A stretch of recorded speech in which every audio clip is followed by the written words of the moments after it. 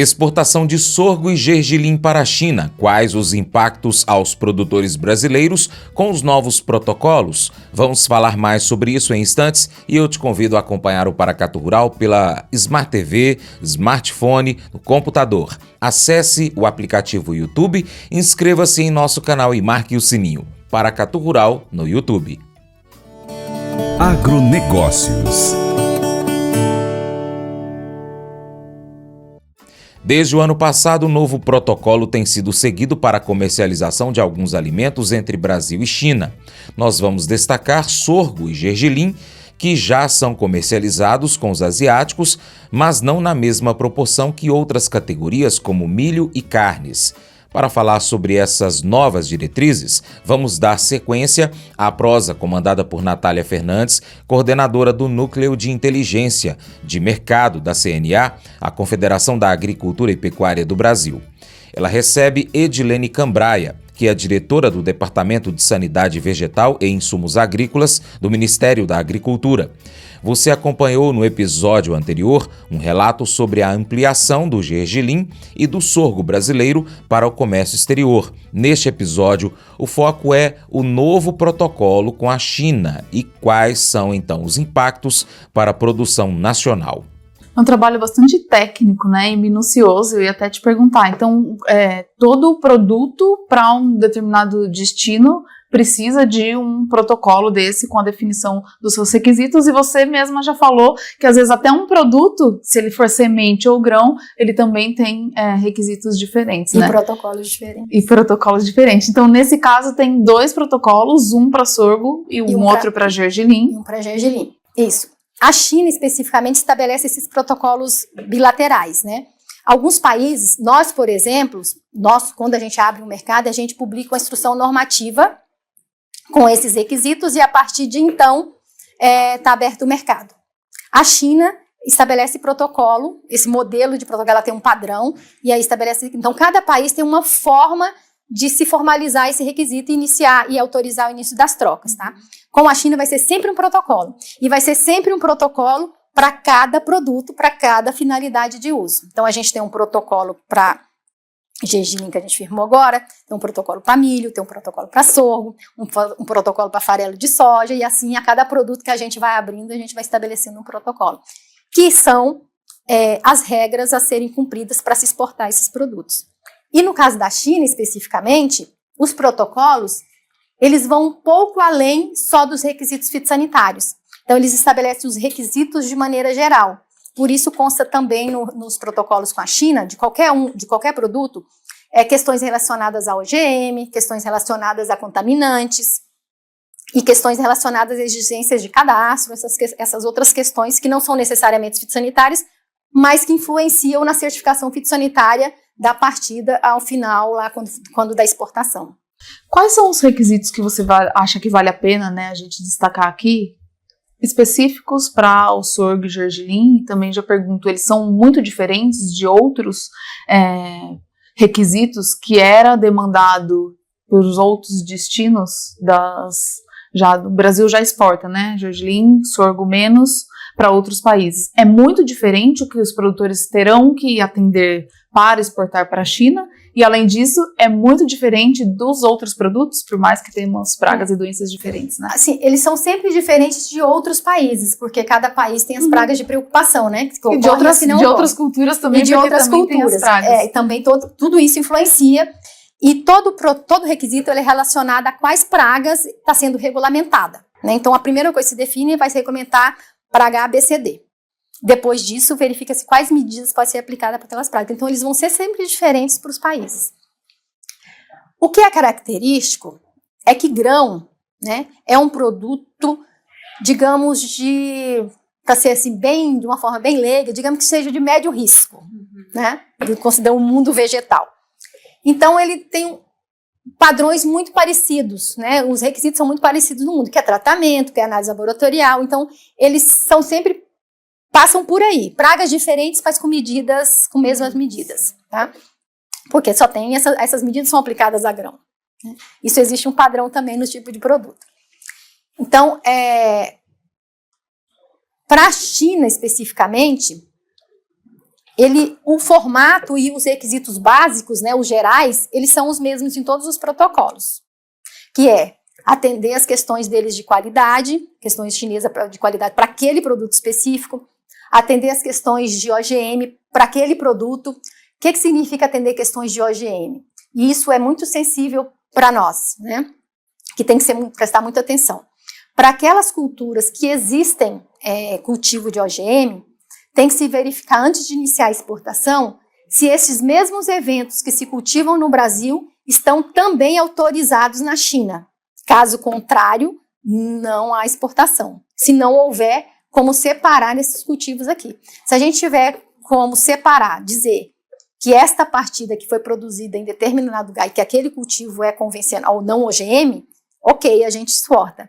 Caso não seja possível, a gente não tem como exportar, ou seja, porque isso significa que a gente não atende o requisito da China. Então, isso é um impeditivo. Na prática, esse exemplo que você deu, como que o produtor tem essa informação, né? Acredito, tem OGM já de gergelim? Não tem OGM de gergelim. Gergelim especificamente não tem OGM.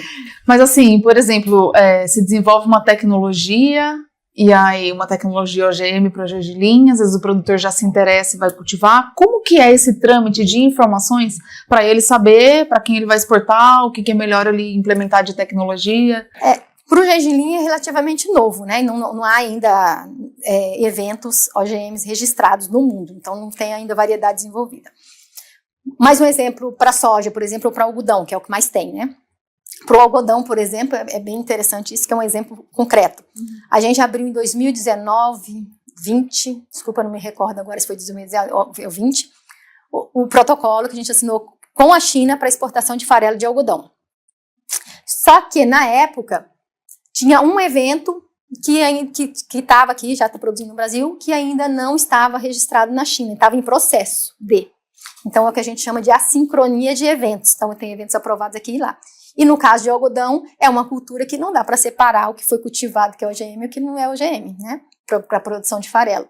Então, a gente ficou impedido por um tempo de exportar. Até que este evento, que era o motivo da sincronia, foi registrado na China e, a partir de então, está apto a exportar. Acaba sendo uma demanda do Brasil para que eles façam o registro desse evento, como esse caso do algodão? Não. Ou já é um trâmite que está ocorrendo? O detentor da tecnologia, o mesmo que pede registro aqui na CTN Bril no Brasil, entra nos órgãos específicos em cada país que ele pretende comercializar aquele produto e pede o registro, o reconhecimento lá de como OGM, né? É o mesmo processo em qualquer país. Então, ele entra aqui e entra lá. Então, o detentor da tecnologia é que faz esse processo. E aí, cada órgão, cada país tem o seu modus operandi de aprovação e o seu tempo de aprovação. Fato é que na China eles têm algumas resistências a eventos OGM, principalmente para produto para consumo, né? E aí, eles têm todo lá o seu trâmite e o tempo de aprovação, que é maior do que no Brasil. Lógico, com as suas particularidades e tudo mais. Mas e isso é algo a ser observado sempre que a gente abre o mercado para iniciar as trocas. Isso vale, no caso da China, vem no protocolo escrito isso, mas isso vale para qualquer cultura, para qualquer país, quando há o comércio internacional de produtos OGM. E, Edilene, vocês consideram que hoje, da forma com que o Brasil está produzindo esses dois produtos, já tem como exportar? Já aconteceu essa exportação para a China? O que precisa ser feito ainda para que isso ocorra, caso não tenha sido? Tá, a gente ainda não exportou, ainda não começamos as trocas comerciais. Por quê? Primeiro, no caso do gergelim. O gergelim, agora a gente já está apto. Um requisito que é específico da China é o cadastro de exportadores e beneficiadores, né? Então, para se exportar para a China, todos os beneficiadores e todos os exportadores que pretendem exportar têm que cadastrar no Ministério da Agricultura, e o Ministério da Agricultura tem que fazer a inspeção nessas instalações, nas unidades beneficiadoras, porque é uma condição que a gente negociou, e após essa aprovação, e a gente formar uma lista, essa lista é encaminhada para a GACC, que é o órgão de controle lá da China. A GACC vai fazer a validação dessa lista e vai publicar no seu site. Somente após essa publicação deles no site chinês é que esses estabelecimentos aprovados podem exportar. Não é um processo... Demora? Não é um processo que a gente faz do dia para a noite, né? Então, estamos nesses trâmites. A gente já mandou uma lista, eles já aprovaram alguns. Então, em tese, né, Esses já poderiam. esses já podem iniciar suas operações assim que tenha disponibilidade. Mas também tem procedimentos a serem adotados pelo produtor no campo, né? Então, um requisito é monitorar o seu campo produtivo, e monitorar significa que adotar procedimentos do controle de pragas que sejam auditáveis. Isso é muito importante para o agricultor. Por quê? Porque o órgão chinês pode vir fazer auditoria no nosso processo produtivo a qualquer tempo. E esses registros, eles têm que ser auditáveis. O produtor precisa ter registrados lá, seja em caderneta, seja em computador, do jeito que for a sua tecnologia disponível, e as informações que ele teve de quais pragas ocorreram na cultura, que controles ele adotou, que produto ele utilizou, porque isso também influencia nas questões de resíduos contaminantes, que é os resíduos de agrotóxicos, que também pode ser impeditivo do produto entrar lá no destino, tá? Por excesso por resíduos de produtos proibidos ou acima do autorizado. E aí, essas questões de campo, então, quem tem que fazer é o produtor. E, principalmente, tanto para sorgo quanto para gergelim, como é para soja, como é para milho, como é o grande desafio de se exportar para a China hoje, que é a presença de plantas daninhas na carga, no meio dos grãos. A gente sabe que a gente tem hoje, principalmente no Centro-Oeste, uma grande dificuldade de controlar algumas espécies de plantas daninhas, e a gente tem em mente que para a China, essa questão é muito importante, né? Porque para eles a presença de planta daninha na carga é um condicionante para eles suspenderem o mercado, reabrir negociação, aumentar os requisitos e proibir determinados exportadores de exportar. Aqueles exportadores não conformes detectados lá, eles podem ser suspensos e proibidos de exportar. Então é o mesmo desafio que a gente tem na soja, é o mesmo desafio que a gente vai ter no milho, é o mesmo que a gente vai ter no gergelim, e o mesmo que a gente vai ter no sorgo, até porque a área cultivada é a mesma. Então, os problemas também de plantas daninhas, eles ocorrem em qualquer uma dessas culturas. Então, é um grande cuidado que o produtor deve ter, e isso está na mão do produtor, né? Porque é nessa etapa de produção de campo. Então, essa etapa eles têm que fazer. Isso também deve ser feito para o sorgo, esse mesmo registro, esse mesmo cuidado. Apenas o registro ou precisa ser informado já em algum lugar? Não, ele precisa guardar, se for auditado e se a propriedade dele for selecionada para ser visitada pelos auditores chineses, ele tem todas as informações a serem apresentadas de forma que seja rastreável, auditável, para que a gente demonstre que o produtor brasileiro, que a produção brasileira cumpre todas as questões de manejo integrado de praga, de controle adequado de produtos, de controle, de intervenção para controle na hora adequada. Então, essas questões todas que a gente tem, que é das boas práticas de cultivo, né? E aí, além disso, outra questão muito importante é a etapa do beneficiamento, que também é nessa etapa que pode retirar algumas sementes de plantas daninhas maiores, né, onde vai fazer a limpeza do produto, onde vai retirar restos de vegetais, ou seja, limpar o produto. Então, essa etapa também demanda muito cuidado, e no caso da China, que não aceita a presença de nenhum desses elementos, né, resto de vegetais, semente de plantas daninhas, excremento de animais, que pode acontecer no armazenamento. Então, essas questões todas são questões para notificação, que também são questões para suspensão de exportação, de exportador e de exportação do país. E depois, os exportadores também têm que ter o cuidado de como eles formam a partida, né? A partida quer dizer aquele envio que ele está enviando daquela vez. Com a identificação a sacaria deve ser nova. No caso do gergelim, a exigência é toda embalado, né? Não é a granel. A gente não acordou exportação a granel. Os demais os outros grãos são sempre, né, não, estou dizendo os outros países que o Brasil já exporta. Os outros países também são em sacaria. E aí isso demanda também bastante cuidado na identificação de acordo que o protocolo exige, que é a identificação da área produtora, de quem é o produtor, né, local de produção. Então essas questões dependem tanto do produtor, do beneficiador e do exportador, que também são questões impeditivas. São questões simples, de procedimento rotineiro, mas que faz muita diferença lá para atender esses requisitos todos para o país. Sim. E fique atento, você acompanha a continuação dessa prosa em breve aqui no seu Jornal do Agronegócio. O ato de dar revela o seu coração. Toda vez que você dá, você mostra o que importa para você. Diga-me como você gasta o seu tempo e dinheiro, e eu te direi o que é mais importante para você. A sua agenda pode revelar que o mais importante para você são os seus filhos. Seus gastos podem mostrar que aquilo que mais importa é o seu hobby. Você provavelmente não liga muito para a Microsoft porque não tem ações dela. Mas se você comprasse ações da Microsoft, de repente, você se importaria com o sucesso da empresa, porque onde você coloca o seu dinheiro é onde você coloca o seu coração. Filipenses capítulo 1, verso 10 diz: quero que compreendam o que é verdadeiramente importante. O que importa na sua vida não são as compras. A vida não é sobre acumular coisas.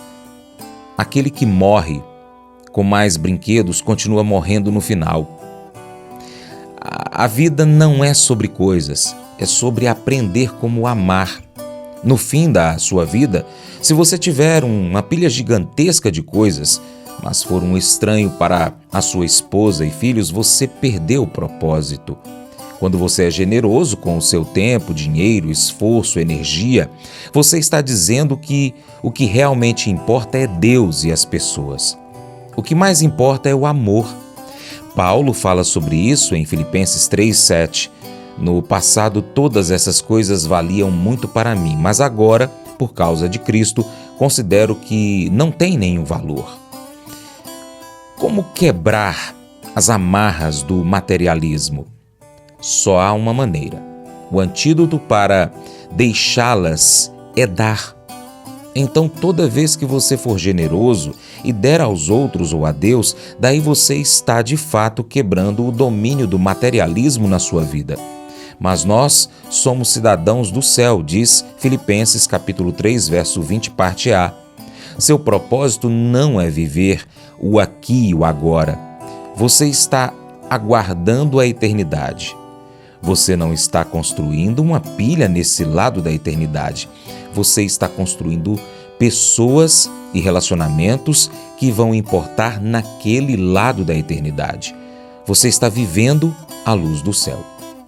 Esse devocional faz parte do plano de estudos Hábitos de Felicidade do aplicativo bíblia.com.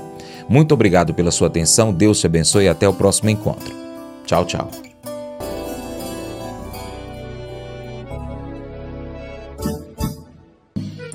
Acordo de manhã para prosear no mundo do campo, as notícias escutar. Vem com a gente em toda a região com o seu programa Paracatu Rural. Tem notícias, informação e o mais importante, sua participação. Programa Paracatu Rural. Programa Paracatu Rural.